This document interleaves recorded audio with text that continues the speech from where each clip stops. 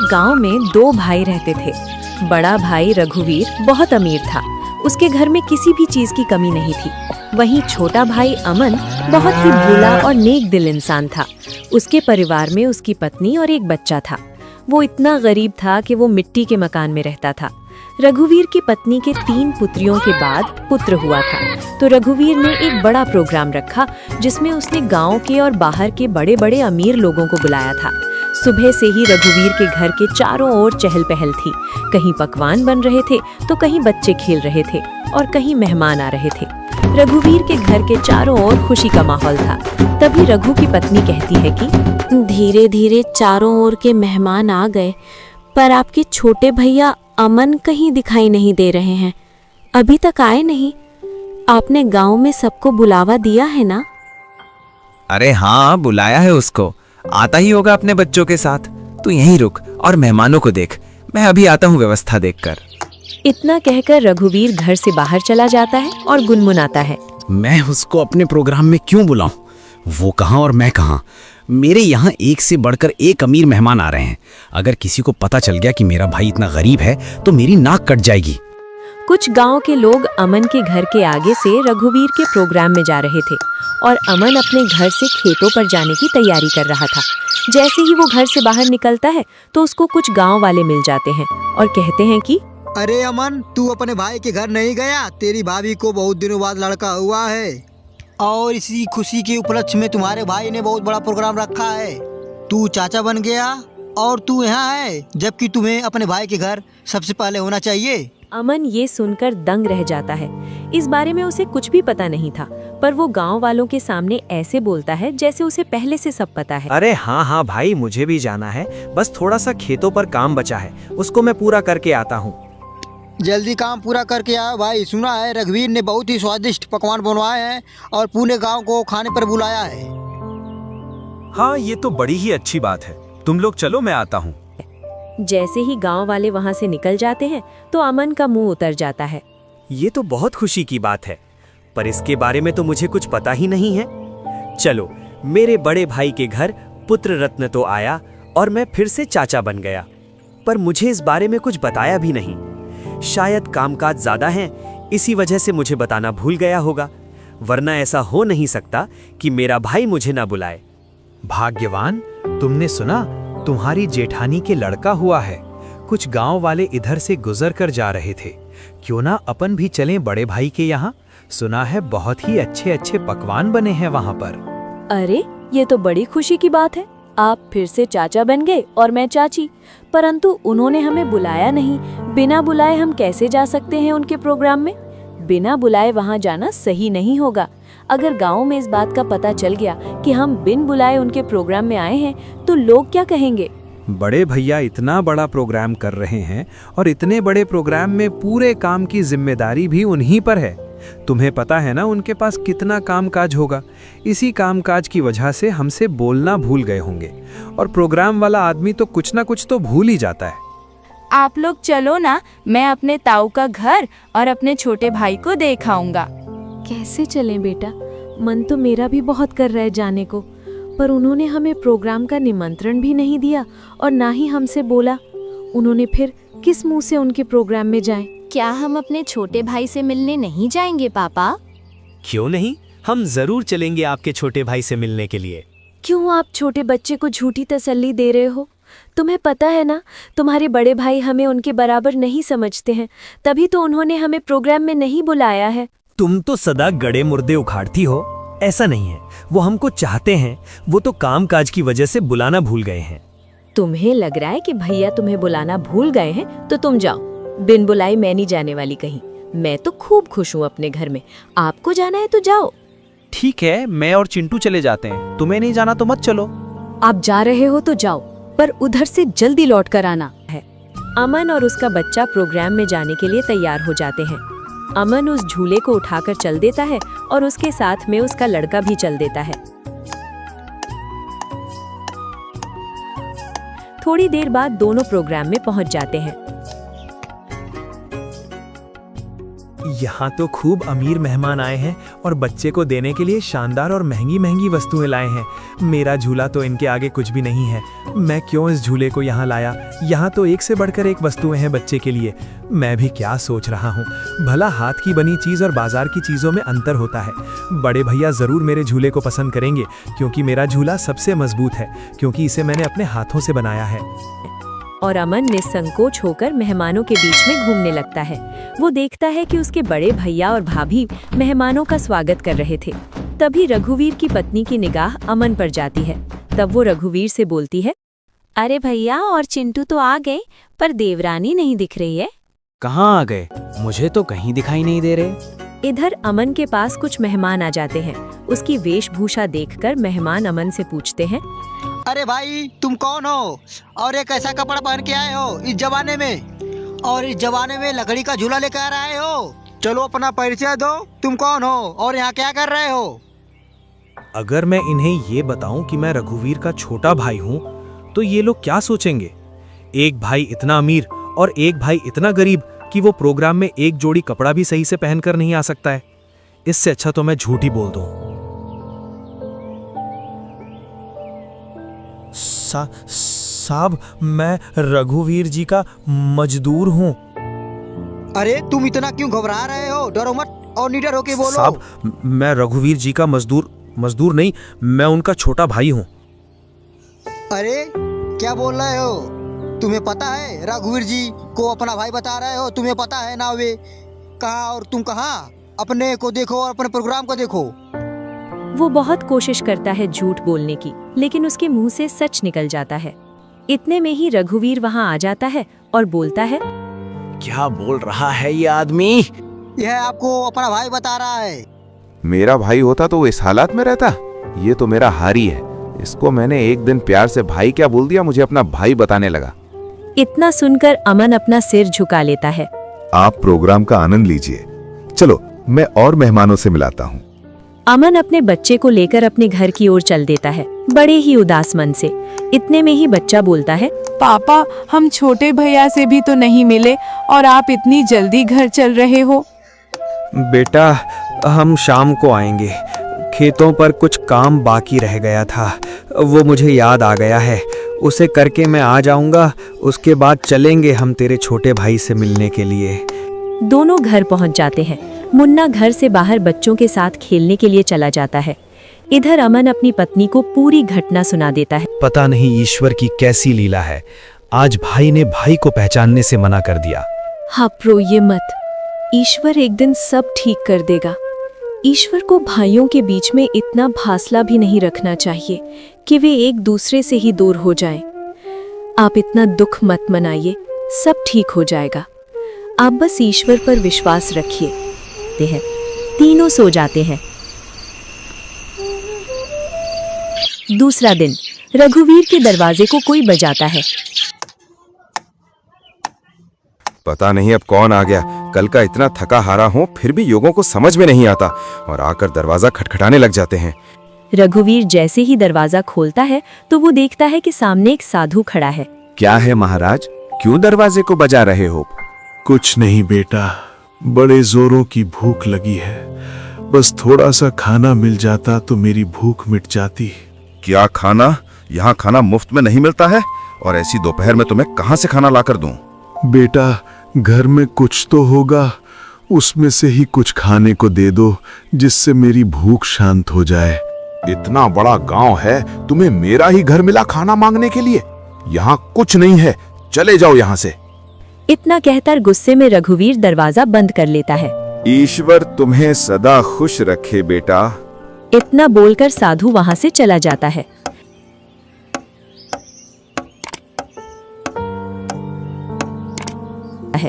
इधर रघुवीर की पत्नी रघुवीर से पूछती है, कौन आया था दरवाजे पर जो तुम इतने जोर से उस पर चिल्ला रहे थे? कोई नहीं, एक ढोंगी बाबा आया था दरवाजे पर, बोल रहा था खाना खिला दो, तो मैंने उससे मना कर दिया, यहाँ नहीं है खाना। तुम भी पता नहीं अब किस नशे में रहने लगे हो। कल का इतना सारा खाना बचा था, वो वैसे ही फेंकेगा, उसमें से कुछ खाना खिला देते। मैंने ये खाना गरीबों और ढोंगियों के लिए नहीं बनवाया है, ये खाना सिर्फ हम जैसे बड़े लोग ही खा सकते हैं। रघुवीर की पत्नी गुनगुनाते हुए वहाँ से अपने कमरे में चली जाती है। इनको तो पता नहीं अब किस बात का नशा आने लगा है, सीधे मुंह अब किसी से बात ही नहीं करते हैं। इधर साधु अमन के घर के सामने पहुँच जाता है और बाहर से आवाज लगाता है, अरे घर में कोई है? अरे घर में कोई है? जी साधु महाराज, बताइए मैं आपकी क्या सेवा करूं? कुछ नहीं बेटा, बहुत तेज भूख लगी है। कुछ खाने को मिल जाए तो आत्मा तृप्त हो जाएगी मेरी। क्यों नहीं साधु महाराज, आइए आइए, जो कुछ हमारे घर में खाने के लिए मिलेगा हम आपको खिलवा देंगे। दोनों घर के अंदर चले जाते हैं। अमन और साधु जमीन पर बैठ जाते हैं और अमन अपनी पत्नी से बोलता है, अरे भाग्यवान, घर में कुछ हो तो खाने का साधु महाराज को ले आओ। सुबह की कुछ दाल रोटी रखी है और अभी खाना बनाने के लिए घर में कुछ भी नहीं है। अरे बेटी, तुम तो शर्माओ मत, जो घर में खाने का हो वही ले आओ, मैं तो खा लूंगा। अमन की पत्नी जो घर में खाना था उसी खाने को गर्म कर लाती है। लीजिए साधु महाराज, गरीब के घर का खाना, हमारे पास तो खाने में यही है। अरे बेटी, तुम अपना मन इतना उदास मत करो, मैं तो ईश्वर की कृपा से जो मिलता है वही खा लेता हूँ। और तुम दोनों इतना उदास क्यों हो? कोई समस्या है आपके यहाँ? साधु महाराज, खेतों में इतना काम कर रहा हूँ, उतनी ही गरीबी आ रही है। गरीबी कम होने का नाम ही नहीं ले रही है। अब तो स्थिति ऐसी हो गई है कि 2 वक्त का खाना भी बड़ी मुश्किल से मिलता है। पता नहीं ईश्वर हमारी कौन सी परीक्षा ले रहा है। ये कोई बीमारी तो है नहीं जिसका मैं तुम्हें सही उपचार बता दूं बेटा। बस ईश्वर पर विश्वास रखो, सब सही हो जाएगा। फिर भी मुझे लगता है तुम मुझे तुम्हारी समस्या सही से बता नहीं रहे हो। इतना सुनकर अमन और उसकी पत्नी साधु महाराज को पूरी बात बता देते हैं कि किस प्रकार रघुवीर ने उनके साथ भेदभाव किया। पता नहीं आपको हमारे हाथ का खाना कैसा लगा, सही लगा या नहीं? बेटी, तुम अपना मन उदास मत करो, तुम तो अन्नपूर्णा हो और तुम्हारे हाथ का खाना बहुत ही स्वादिष्ट है। इतना सुनकर अमन की पत्नी खुश हो जाती है। तुमने बेटा आज मेरी आत्मा तृप्त कर दी है। अगर तुम आज मुझे भोजन नहीं देते तो पता नहीं आज भूख की वजह से मेरा क्या होता। साधु अपने थैले में हाथ डालता है और उसमें से एक पोटली निकालता है। साधु महाराज के पैर जैसे ही घर में पड़े तब से घर में शांति का अनुभव हो रहा है। हाँ भाग्यवान, अब ईश्वर की कृपा से सब ठीक हो जाएगा।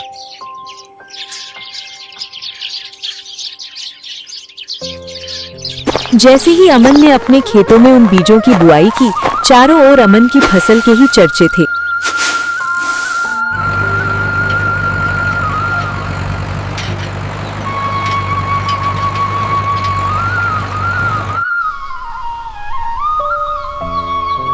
इधर रघुवीर अपने धन के घमंड में जी रहा था, जिससे वो किसी से भी सीधे मुंह बात नहीं करता था।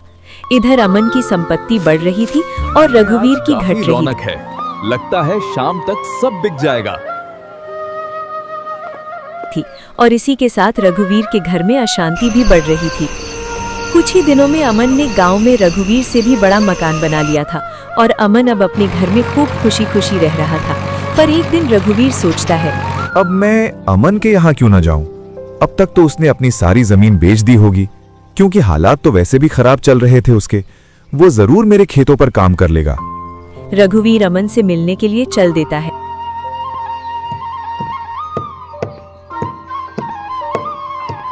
इधर ही थी उसकी झोपड़ी, पता नहीं किधर गई। बहुत देर से ढूंढ रहा हूँ, मिल नहीं रही है। जैसे ही वो उसके घर के सामने पहुंचता है, वो घर को ढूंढने के लिए मोहल्ले में चारों ओर घूमता है।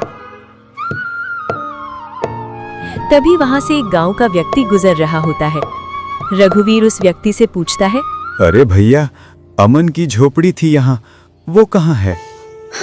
अरे कितने दिनों बाद आ रहे हो भैया इधर? शादी के बाद अब आया हूँ मैं। इसलिए तो तुम्हें वो झोपड़ी नहीं मिल रही है। अरे भैया, तुम जो सामने मकान देख रहे हो ना, बहुमंजिला, यही घर है अमन का। ये कैसे हो सकता है?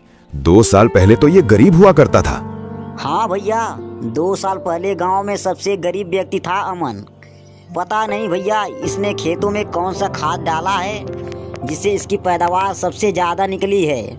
घर बताने के लिए बहुत बहुत धन्यवाद। और रघुवीर उस घर के अंदर चला जाता है। जैसे ही अमन अपने बड़े भैया को घर के अंदर देखता है वो बहुत खुश होता है। अरे मुन्ना की माँ, वो देखो हमारे घर में कौन आया है। बड़े भैया, आओ भैया बैठो। अरे तुमने इतना शानदार घर कैसे बनाया? तुमने तो पूरा ही नक्शा बदल दिया। बहुत ही शानदार घर बनाया है। कहीं तुमने चोरी चपाटी करके तो ये घर नहीं बनाया? नहीं भैया, मैंने कोई चोरी नहीं की है। ये तो मैंने अपनी मेहनत से बनाया है।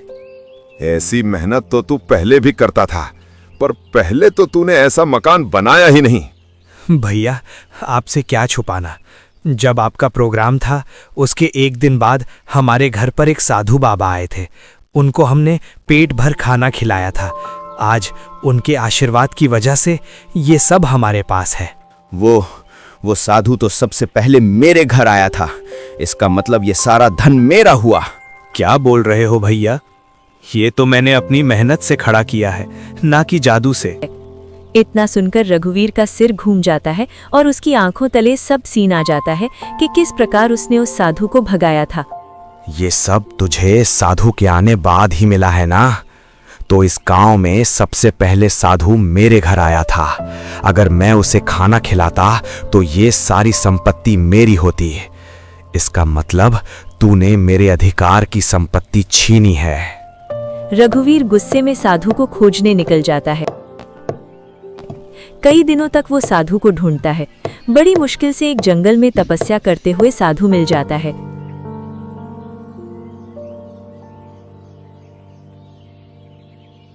साधु महाराज प्रणाम। कौन हो बेटा जो तुम मेरी तपस्या में व्यवधान डाल रहे हो? मैं रघुवीर हूँ। आज से 2 वर्ष पूर्व तुम मेरे घर आए थे खाना खाने के लिए, जब तुम्हें जोरों की भूख लग रही थी। तुम तो वही हो ना जिसने खाना देने से मना कर दिया था? पर उस संपत्ति पर पहला हक मेरा बनता है जो तुम अमन को देकर आए हो, क्योंकि तुम खाना मांगने सबसे पहले मेरे घर आए थे। कौन सी संपत्ति? मैंने तो उसे सिर्फ आशीर्वाद दिया था, क्योंकि उसने बड़े ही सम्मान के साथ खाना खिलाया था, और वो धन तो उसकी मेहनत और ईमानदारी का फल है। इतना सुनकर रघुवीर गुस्से में साधु से बोलता है, साधु, तुम मेरे साथ अन्याय कर रहे हो, क्योंकि उसकी संपत्ति पर पहला अधिकार मेरा बनता है। अगर तुम मुझे ये पहले ही बता देते कि मैं तुझे और भी अमीर बना दूंगा, तो मैं तुम्हें उससे भी अच्छा भोजन कराता। बालक, तुमने मेरी सब्र की सीमा खत्म कर दी है। तुम मेरे श्राप से अब बच नहीं सकते हो। इतना सुनकर रघुवीर के होश उड़ जाते हैं। इसी समय अमन और रघुवीर की पत्नी वहां आ जाती है। क्षमा कीजिए साधु महाराज, क्षमा कीजिए। अरे बेटी, तुम क्यों माफी मांग रही हो? मेरे पति थोड़े उग्र हैं, उन्हें माफ कीजिए महाराज। इतना सुनकर रघुवीर भी माफी मांग लेता है। अभी तक तुम्हारा जो घर चल रहा था वो तुम्हारी पत्नी के निर्मल भाव की वजह से चल रहा था। अब तुम अपने लालच को छोड़ दो और दोनों भाई साथ साथ रहो, क्योंकि तुम्हारा छोटा भाई अमन बहुत ही ईमानदार है। जी साधु महाराज। इतना कहकर सभी लोग साधु से विदा लेकर अपने घर चले जाते हैं। तुम्हें कैसे पता चला मैं यहाँ हूँ?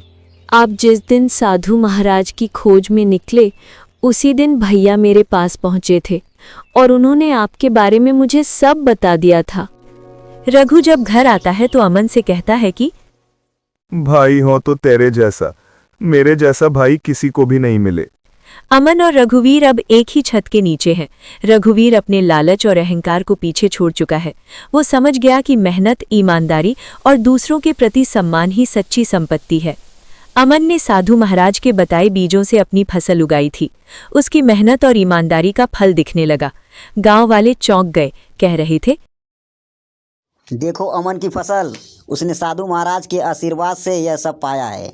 कितनी मेहनत और लगन से उसने अपनी जिंदगी संवार ली है। रघुवीर अब अपने अहंकार में कमी ला चुका था। वो अमन के साथ बैठकर खेतीबाड़ी, घर और समाज में मदद करने लगा। दोनों भाई अब केवल ब्लड रिलेशन नहीं थे बल्कि सच्चे साथी बन गए थे। अमन की पत्नी और मुन्ना अब खुशी खुशी रहते थे।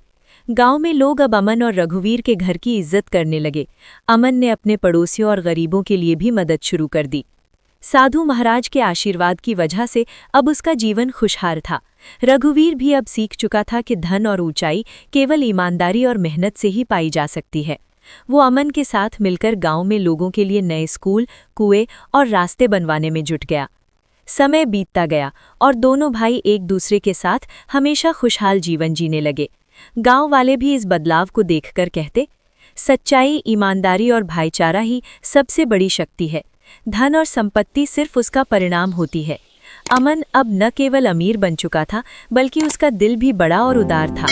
रघुवीर ने भी अपने अहंकार को त्याग कर भाई के साथ मिलकर गांव की भलाई में अपना योगदान दिया। सभी समझ गए कि सच्ची दौलत केवल ईमानदारी, मेहनत और भाईचारे में ही है। और इस तरह अमन और रघुवीर दोनों ने जीवन में सच्ची खुशी और शांति प्राप्त की।